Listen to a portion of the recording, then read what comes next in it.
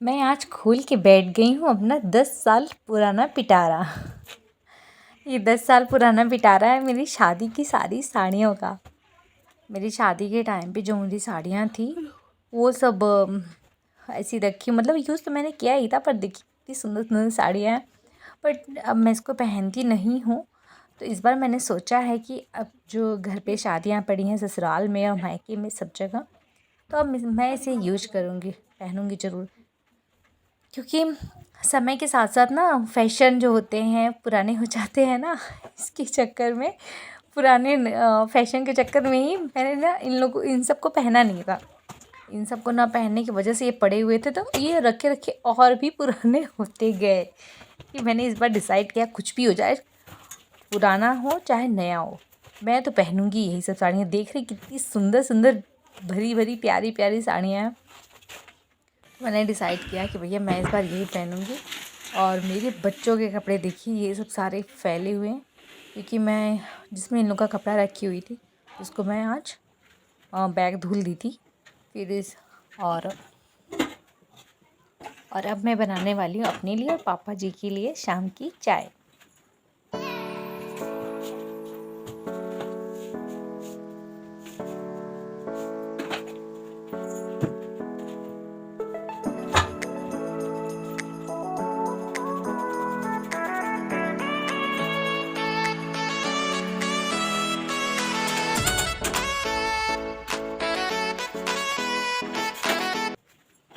ये देखिए मेरी सासू माँ ने क्या बनाया है।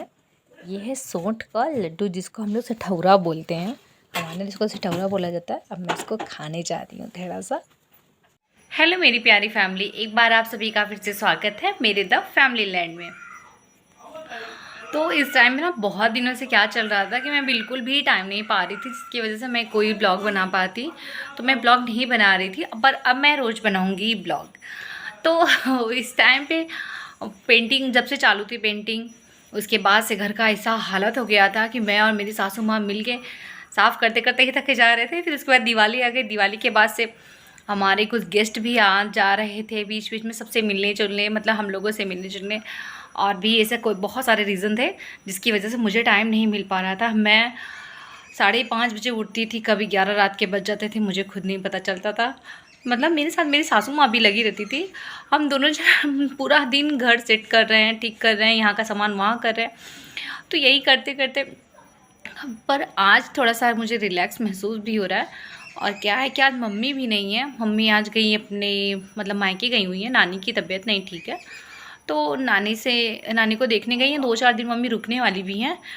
तो मतलब अब मेरे दोनों ससुर जी हैं, बड़े ससुर जी हैं मेरे, और छोटे ससुर जी मतलब मेरे पापा ससुर जी भी हैं, और बच्चे हैं मेरे, दोनों बच्चे हैं।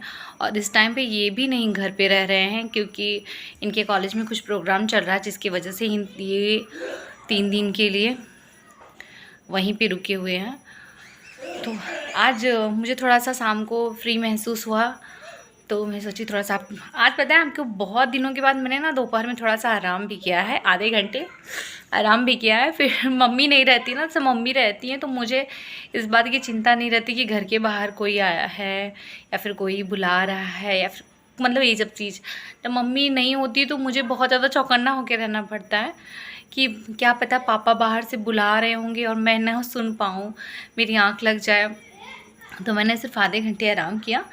फिर इसके बाद से मैं आ गई हूँ शाम का भी काम करने। देख रहे हैं आप लोग कितने सारे कपड़े रखे हुए हैं, बहुत सारे कपड़े रखे हुए, सब फोल्ड करना है अभी मुझे।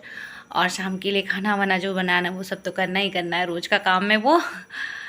तो मम्मी के नहीं रहने की वजह से भी कुछ मतलब खाली खाली सा लग रहा है। एक तो ये भी नहीं आ रहे हैं इस टाइम पे, और बच्चे हैं दोनों, और मेरी बिटिया अभी सो के उठी है।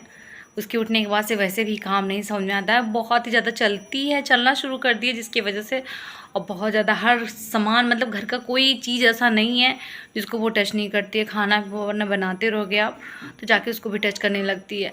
तो मेरे साथ क्या था कि मम्मी या फिर मैं, दोनों जन की, मतलब अगर मम्मी काम करती हैं तो मैं बिटिया को देखती हूँ, और बिटिया, और जब मतलब हम दोनों जन में से ऐसे रहता है कि एक जन काम करेंगे तो एक जन बच्चे को देखेंगे। और आपको पता है इतने सारे जो कपड़े आपको दिख रहे हैं ना, सब कपड़े में 1-2 कपड़े हम लोगों के हैं, बाकी उसके ही है सारा।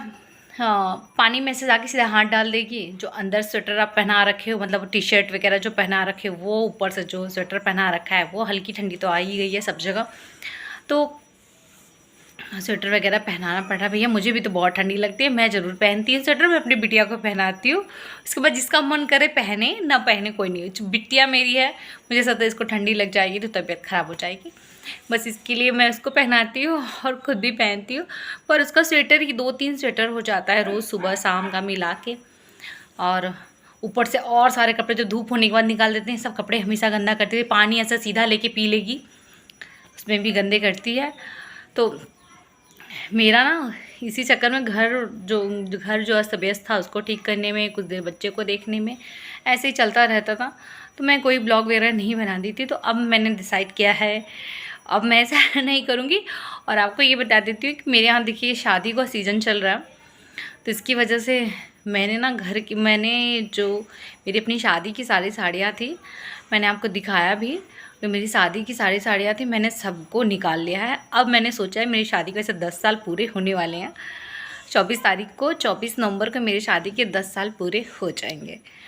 तो मैंने सोचा है कि मैं अपनी शादी वाली ही साड़ियाँ इस बार, मैं जो शादी मेरे यहाँ पड़ी है, मेरे ससुराल में भी है, मेरे मायके में भी है, वही सब साड़ियाँ पहनूंगी इस बार सवरी होने कर। पर ये बात इतनी मतलब इतना क्या थोड़ा बड़ी सी बात हो गई है कि मैं काफ़ी मोटी हो गई हूँ।